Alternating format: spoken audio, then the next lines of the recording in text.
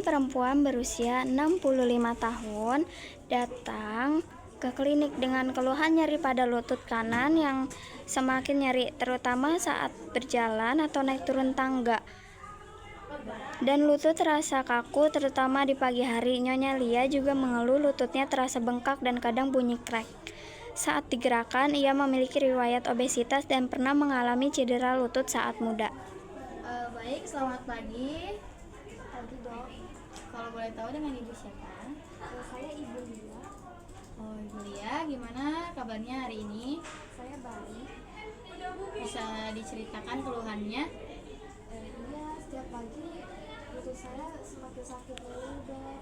Apalagi kalau buat berjalan, buat naik tangga, itu selalu bunyi kakak mulu. Kenapa ya dok? Baik, saya akan coba periksa lebih lanjut ya Bu.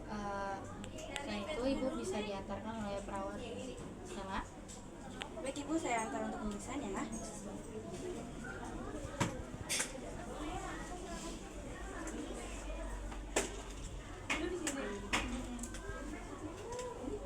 Gantian aja kali ya.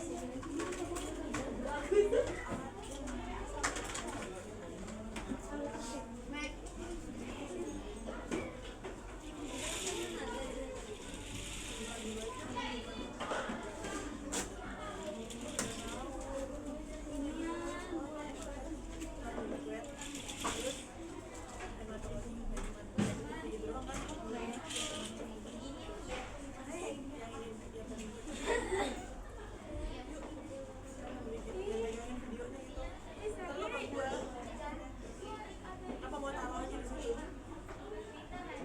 Nggak usah tiduran, duduk aja.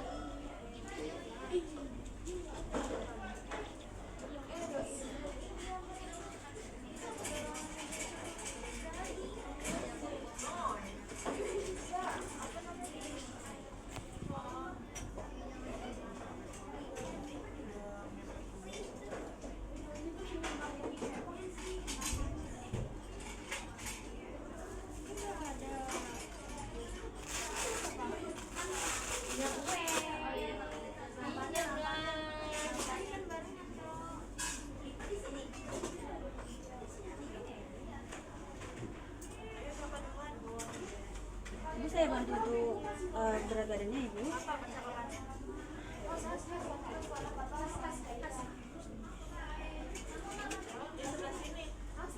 Saya antar ke ruang dokter kembali ya Bu.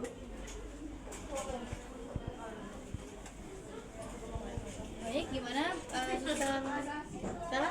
Baik dok, hasil dari pemeriksaan tadi tekanan darah Ibu Lia normal 130/40. Tetapi saya lihat berat badan ibunya 85 kg. Waduh. Maaf Ibu, sebelumnya apa ada riwayat cedera lutut? Ada sus, Kapan ya Ibu? semenjak saya masih muda udah ada.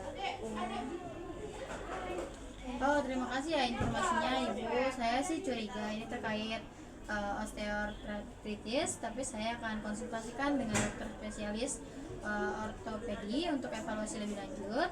Sementara itu kita buat rujukan ya. Nanti Ibu setelah ini bisa langsung ke ruangan dokter spesialis, langsung ya ditemani oleh perawat saya untuk ke ruangannya Ibu ya.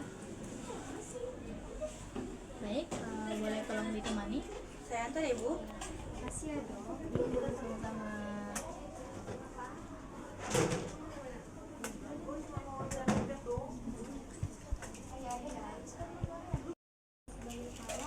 Dok.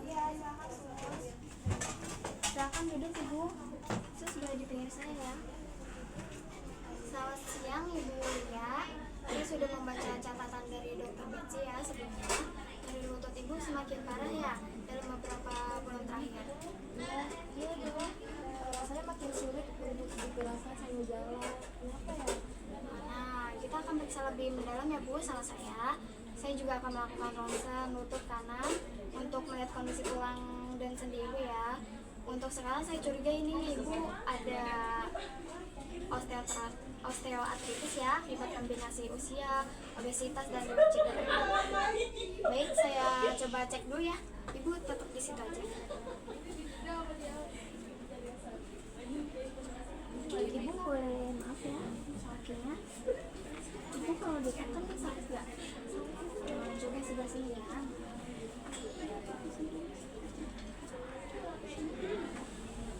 Maaf ibu.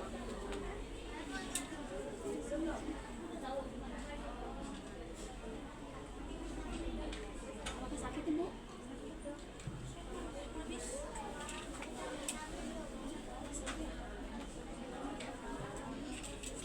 Baik, dari hasil pemeriksaan ada penimpisan tulang rawan di lutut kanan ibu ya. Ini menyebabkan gesekan antara tulang yang memicu nyeri dan bunyi klek-klek ibu. Kita perlu mengelola ini dengan terapi obat, fisioterapi, dan perubahan gaya hidup ibu nih. Sebelum itu, perawat Sela nanti tolong antarkan ibu terlebih dulu ya. Dia kan obesitas, jadi perlu edukasi lebih lanjut terkait pencegahan makan dan penurunan berat badan. Nanti tolong antarkan ke ruang ahli gizi ya. Baik dok. Saya sudah kirim juga ini buat catatan medisnya ke ruang gizi. Baik. Baik ibu, saya antar ya bu.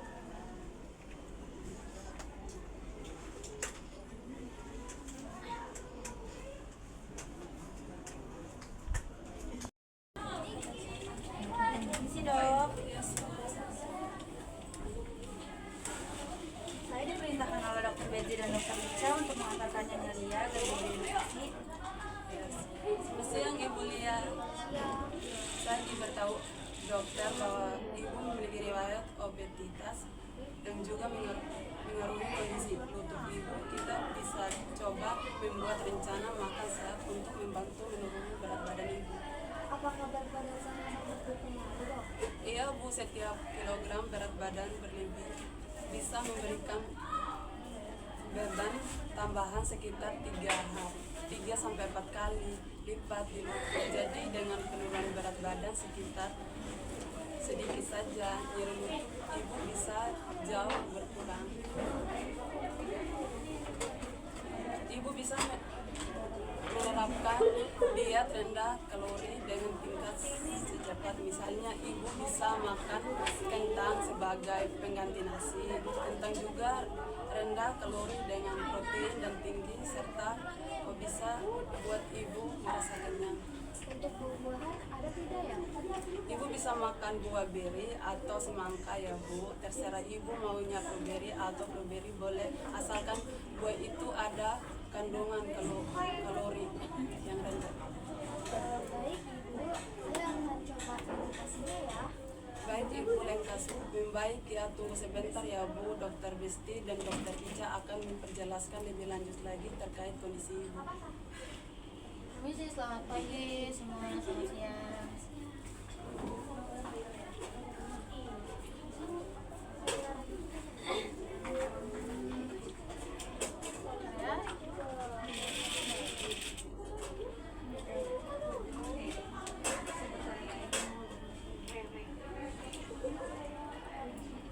Baik, permisi ahli gizi Debi, saya dan Dokter Ica sudah ada di sini.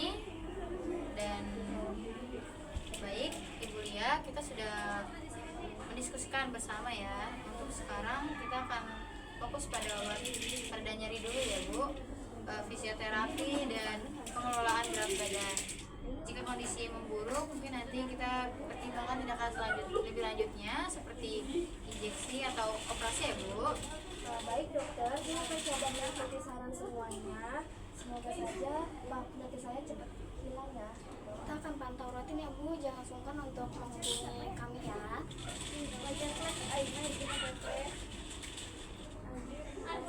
Kami akan jadwalkan konsultasi untuk Ibu ya Ibu. Jangan lupa ya Bu, dalam pola makan juga bisa memberikan hasil besar. Kita akan bekerjasama untuk membantu Ibu. Baik dokter, suster, semuanya terima kasih dukungannya. Semoga saya bisa membaik ya. Ya, baik Ibu, untuk hasil data-datanya nanti saya kirim ke Ibu ya Bu. Baik, terima kasih Ibu.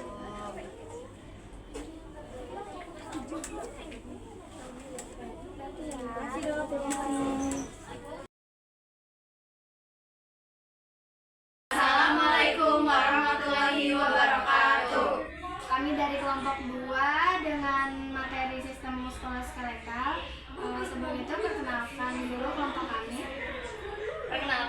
saya Betsy Tania Siombing dengan NIM 24021 0112.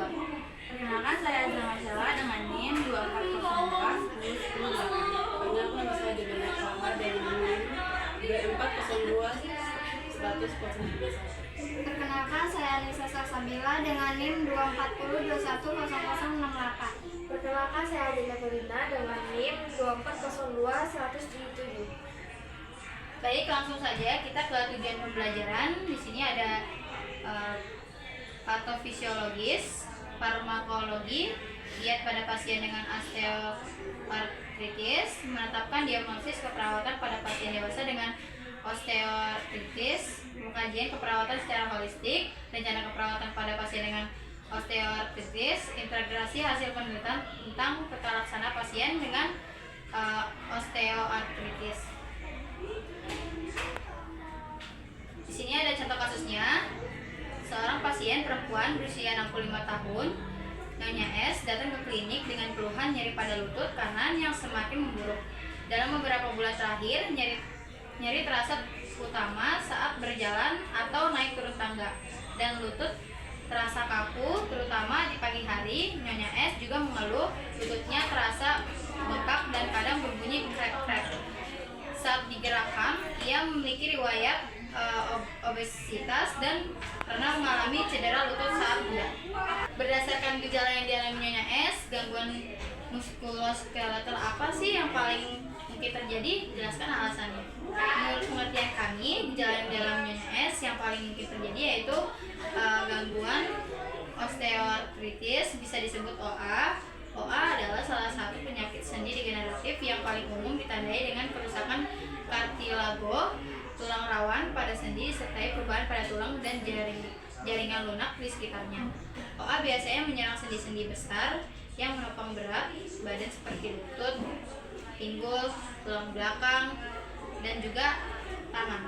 Mengapa kita berpendapat gejala yang dialami Nyonya S merupakan penyakit OA? Karena penyakit OA itu termasuk salah satu jenis penyakit muskuloskeletal. Next slide yang akan dibacakan oleh Ica. Baik, untuk next slide-nya, yaitu di sini kita bisa lihat ada faktor resiko apa saja yang dimiliki Nyonya S yang dapat berkontribusi pada gangguan tersebut.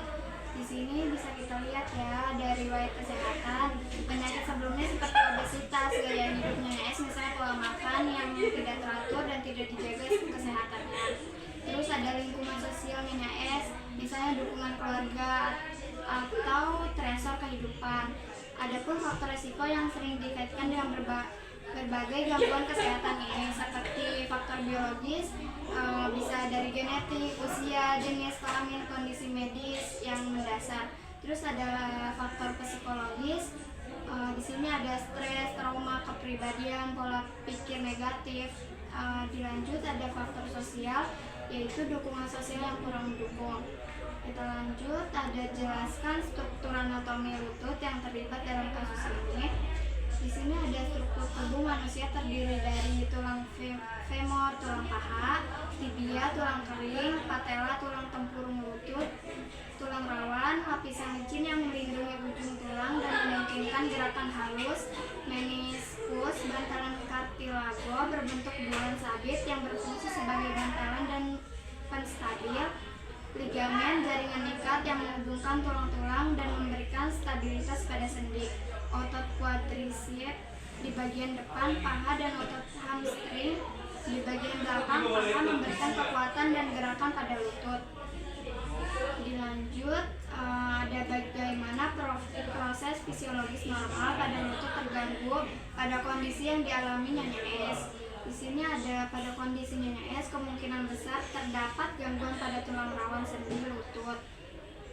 Tulang rawan ini berfungsi sebagai bantalan yang memungkinkan sendi bergerak dengan lancar dan menyerap benturan. Berikut ada proses fisiologis yang terganggunya.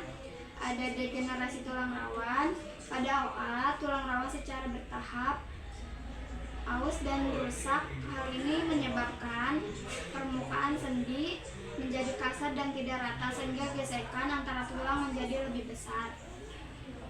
Di sini ada peradangan, kerusakan tulang rawan memicu tubuh untuk merespon dengan peradangan. Peradangan menyebabkan pembengkakan nyeri dan kekakuan pada sendi. Terus di sini ada penurunan produksi cairan sinofil. Cairan sinofil berfungsi melumasi sendi menjadi lebih lancar. Pada OA produksi cairan sinofil dapat berkurang sehingga gerakan pada tulang semakin besar dan menyebabkan nyeri. Terus ada perubahan struktur tulang. Sebagai respon terhadap kerusakan tulang rawan, tubuh dapat membentuk tulang baru di sekitar tepi sendi. Pembentukan tulang baru ini dapat menyebabkan perubahan bentuk sendi dan membatasi gerakan. Akibatnya gerakan pada lutut menjadi terbatas dan nyeri, terutama saat melakukan aktivitas yang melibatkan beban pada lutut seperti berjalan, naik turun tangga, dan kekakuan yang dialami Nyonya S. Merupakan gejala umum selama tidur. Cairan sinofil tidak bergerak sehingga saat bangun sendi terasa kaku. Baik, next slide kita bisa dibaca oleh Anjani. Jelaskan patofisiologi dari gangguan yang dialami Nyonya S termasuk perubahan struktural dan fungsional yang terjadi pada lutut.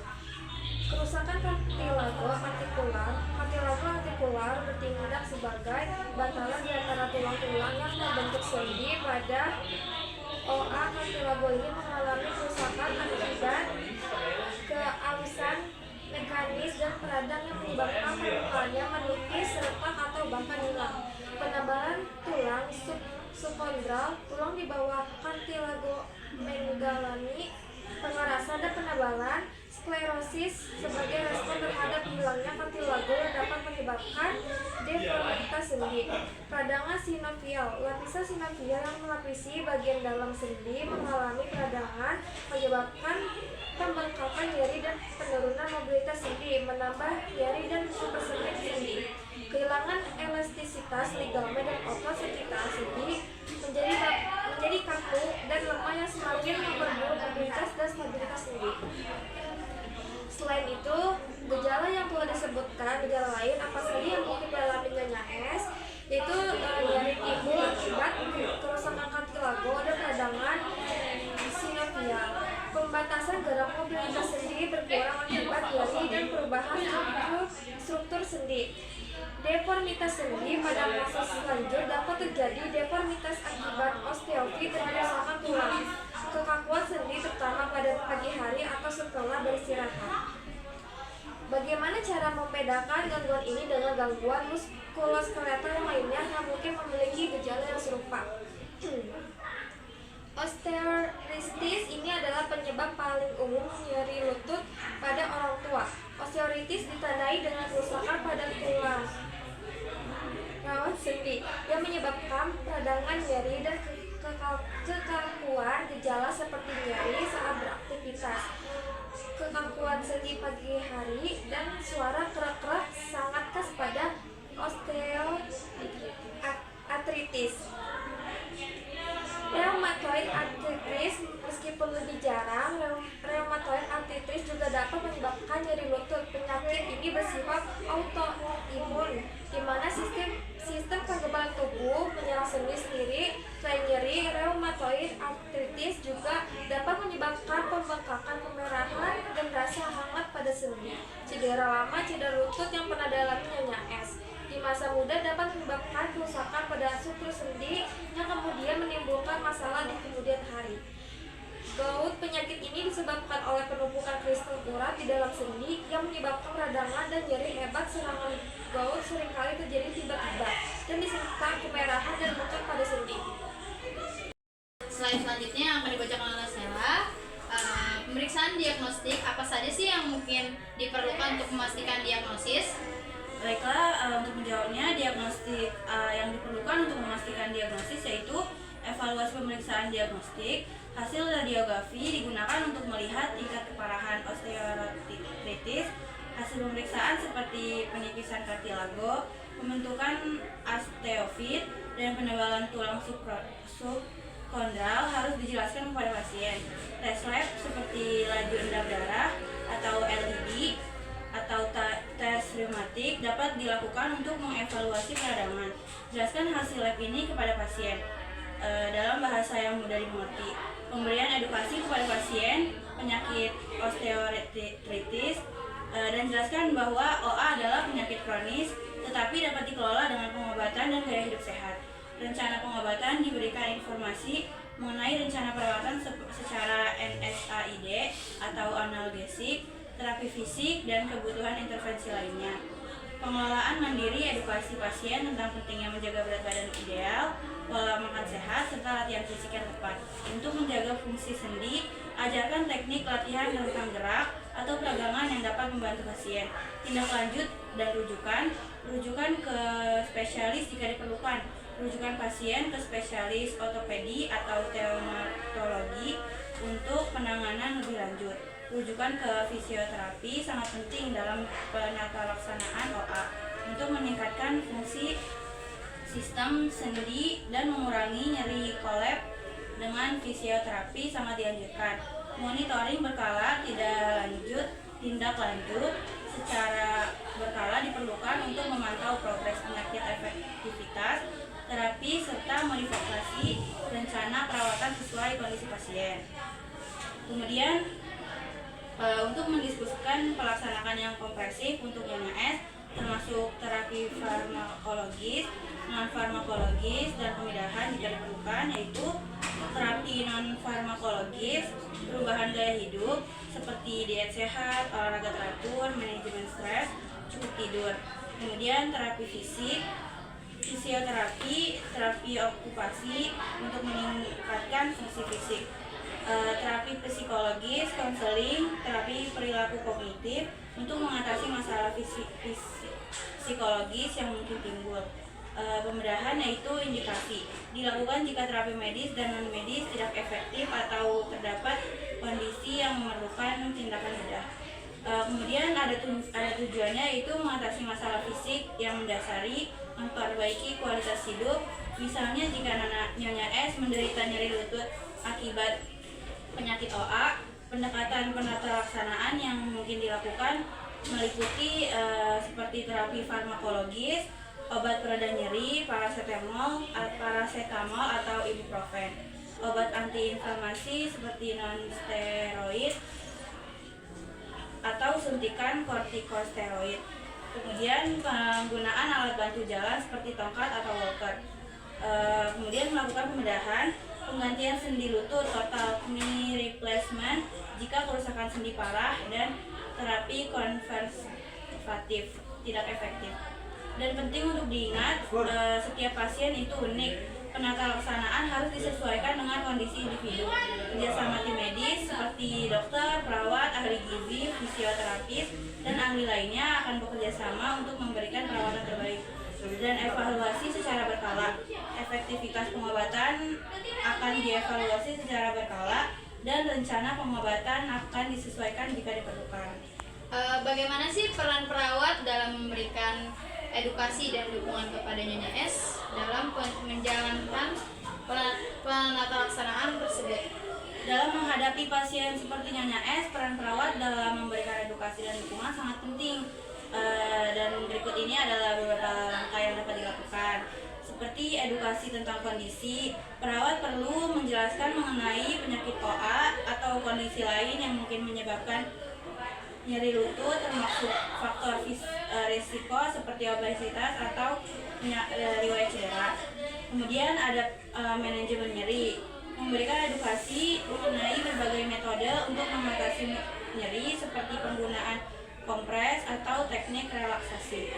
Dan pentingnya aktivitas fisik, memberikan dorongan kepada Nyonya S untuk melakukan latihan fisik yang sesuai seperti senam ringan atau berenang yang dapat membantu memperkuat otot di sekitar lutut tanpa memberikan tekanan berlebih. Kemudian ada pengelolaan berat badan, memberikan informasi mengenai pentingnya menjaga berat badan yang sehat, mengurangi beban pada sendi lutut. Kemudian penggunaan alat bantu, menyarankan tentang penggunaan alat bantu seperti tongkat untuk membantu mengurangi beban saat berjalan dan meningkatkan stabilitas. Strategi pagi hari, untuk mengurangi kekakuan di pagi hari bisa melakukan aktivitas seperti melakukan peregangan sebelum bangun dari tempat tidur. Kemudian dukungan emosional, selalu memberikan dukungan emosional dan motivasi, karena rasa sakit penyakit kronis bisa mempengaruhi kesehatan mental. Dan yang terakhir, rencana tindak lanjut, memantau dan menyusun rencana tindak lanjut untuk pemantauan kondisi, mengevaluasi efektivitas pengobatan. Dengan pendekatan yang holistik, perawat dapat membantu Nyonya S merasa lebih teredukasi dan berdaya dalam mengelola kondisi. Komplikasi apa aja sih yang mungkin terjadi jika gangguan ini tidak ditangani dengan baik? Nyeri kronis, nyeri pada lutut akan parah menjadi kondisi yang mengganggu aktivitas sehari-harinya. Waktu sendi permanen lutut akan kaku dan sulit digerakkan dalam kondisi istirahat. Deformitas sendi bentuk lutut berubah menyebabkan kaki menjadi bengkak atau pucat. Atrofik otot-otot di sekitar lutut melelah dan mengecil akibat kurang digunakan. Otoprosis, kerusakan sendi lutut meningkatkan risiko terjadi otoporosis. Otoprosis, intrusi pada tulang sekitar sendi lutut dapat menyebabkan kerusakan tulang parah dan sulit disembuhkan. Strategi pencegahan apa aja sih yang dapat dilakukan untuk mengurangi resiko terjadinya gangguan ini pada individu lain?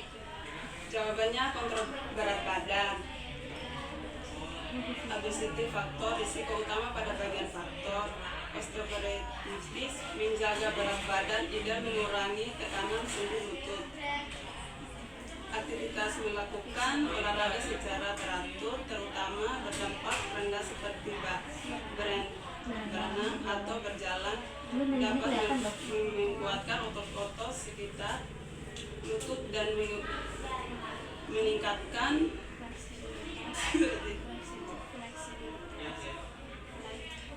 fleksibilitas. Diet sehat mengonsumsi makanan yang kaya di konsumsi vitamin D, menjaga kesehatan tulang.